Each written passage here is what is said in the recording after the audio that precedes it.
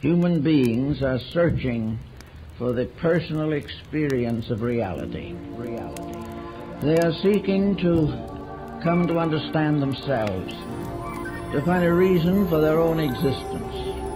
And so you go round and round and round, ever chasing the illusion that there is something outside yourself, outside your here and now, to be attained that will make things better. No guru, no method, no teacher, and no nothing else either.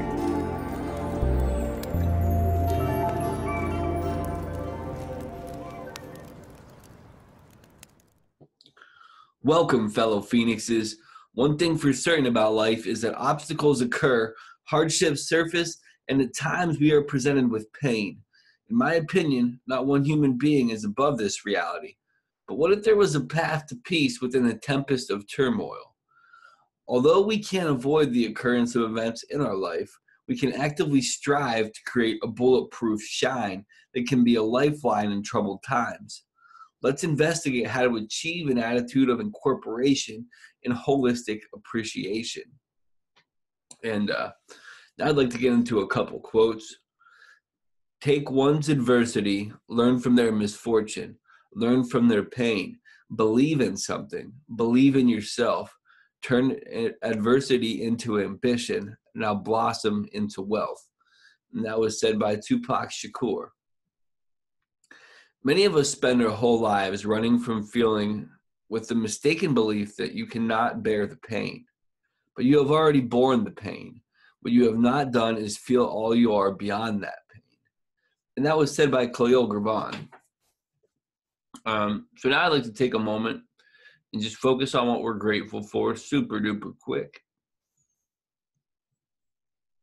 And today, I guess I'll actually say I was grateful that I was single on Valentine's Day, which was yesterday, and I got to have the experience that I did. I went to this dance thing where it was like mindful dancing or whatever, and it was a lot like some of the mindless dancing I used to do when I would get drunk in California, just kind of hippie flail, as I call it. But I was completely conscious the whole time, and there was other people doing it with me, not just me flailing around like a madman. So it was a really cool experience. I'd like to get into today's tarot cards and also the readings. Some of the daily readings that I read synced up with this pretty well. So this is what today's tarot card is for February 15th, and it's from the Rumi Oracle deck. And it says, do not call a cup the sea, do not call mad the sage of love. And the general mindset of that is, do not inflate your experience, honor the true wisdom.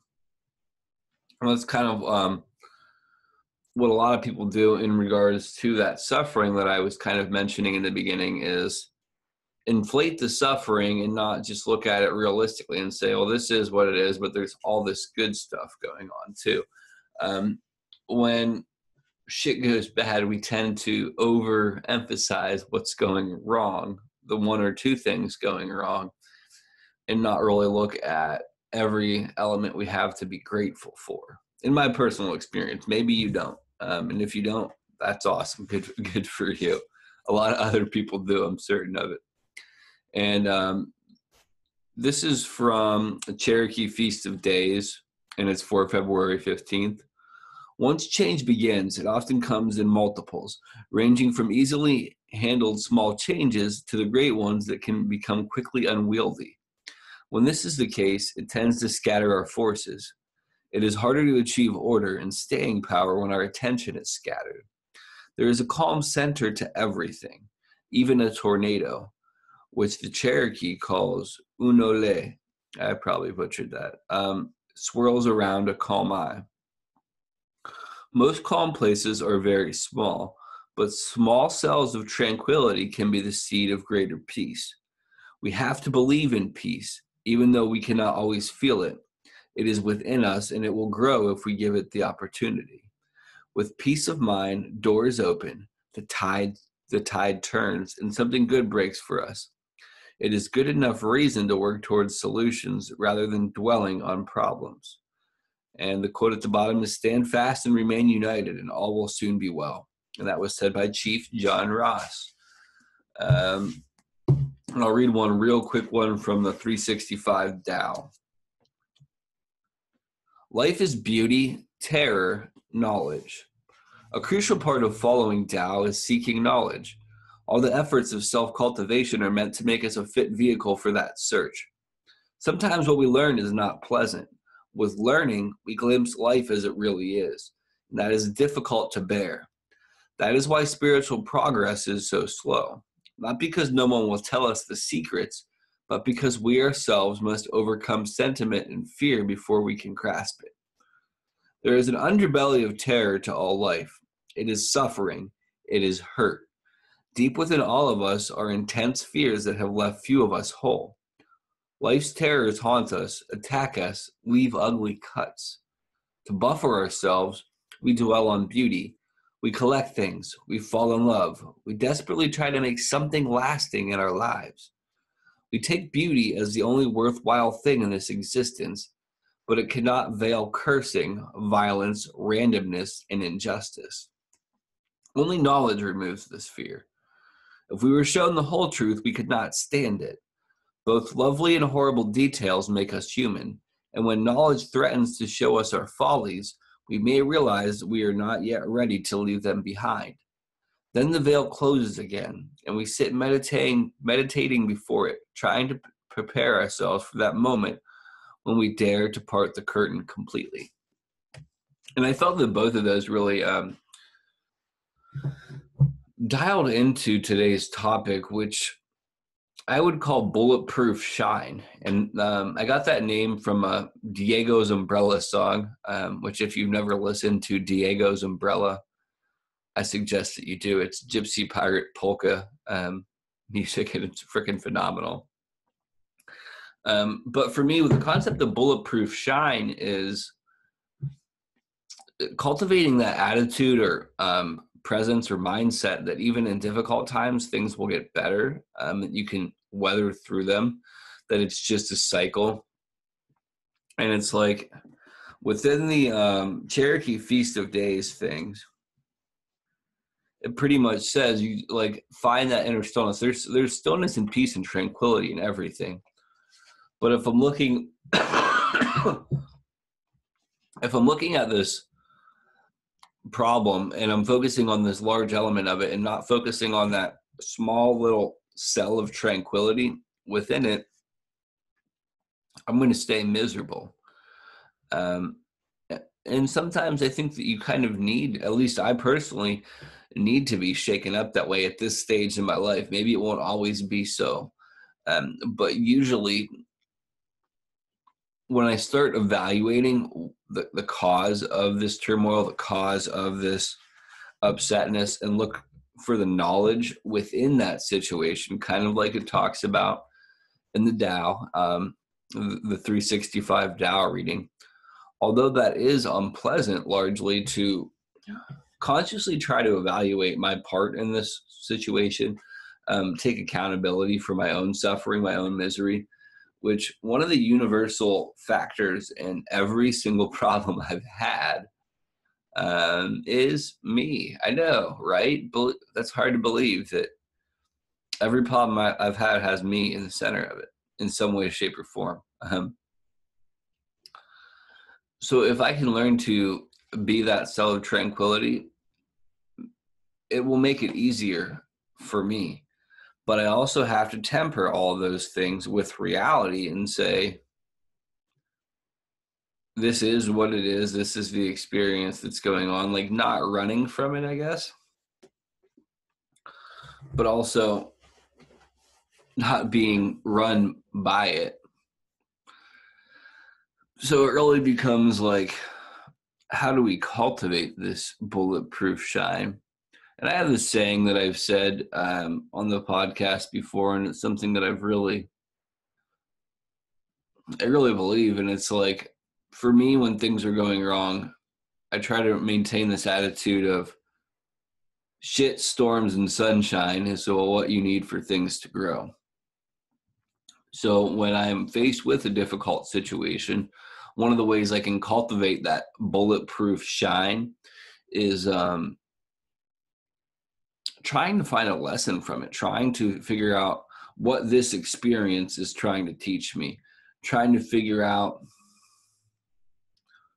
not even so much about that specific, like obviously figure out the specific experience, but also try to determine what pattern I'm playing into.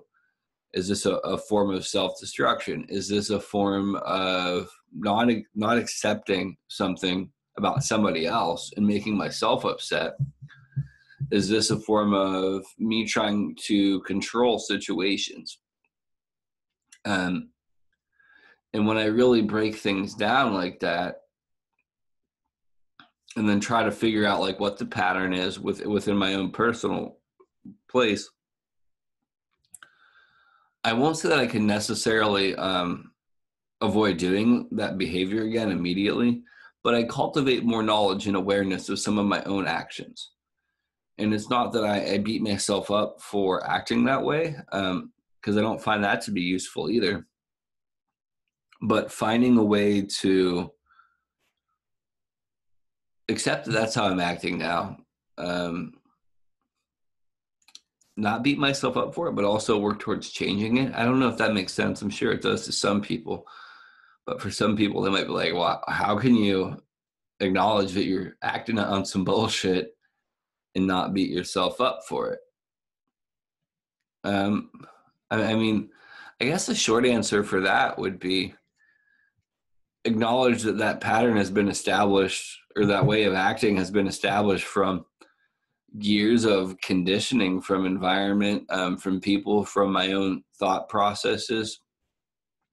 So it's not just like as simple as me being like, I don't want to do that. That's bullshit. How can I act that way? And it's counterintuitive in the sense, because if I make myself feel bad for acting on some bullshit, it doesn't necessarily end the behavior, I guess.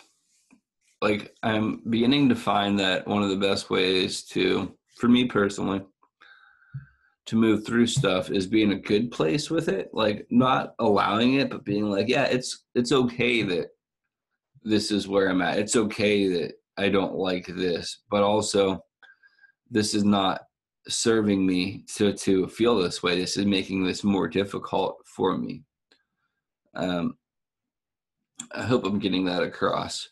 And I think even recognizing, like, having a term for what you're trying to do within that element of suffering, like that bulletproof shine. I'm going to cultivate my bulletproof shine in the situation. I'm going to practice bulletproof shine when things are going on. And not to say that you're not affected by it, but also to not be so swayed by it that the sky is falling, I guess.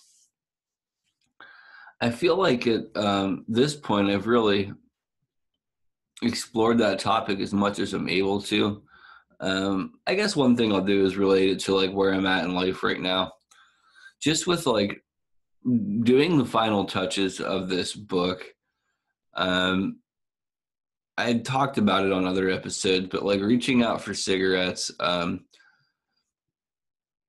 exploring maybe unhealthy relationships, and just all this kind of stuff is like an example of that, where like I'm creating all these storms in my life, and recognizing the pattern within that is trying to find this pleasure, element, and also avoiding something that would bring me pleasure in the long run, but not wanting to do the footwork. And even more recently, like handing out copies of the hard copy element of my book for proofreading from other people, and like just recognizing that they're not going to do it on my timeline, and actually learning to accept it and not making myself crazy. Going through people being people, without smoking now, and just like trying to really dig in, I guess, into the life that I want.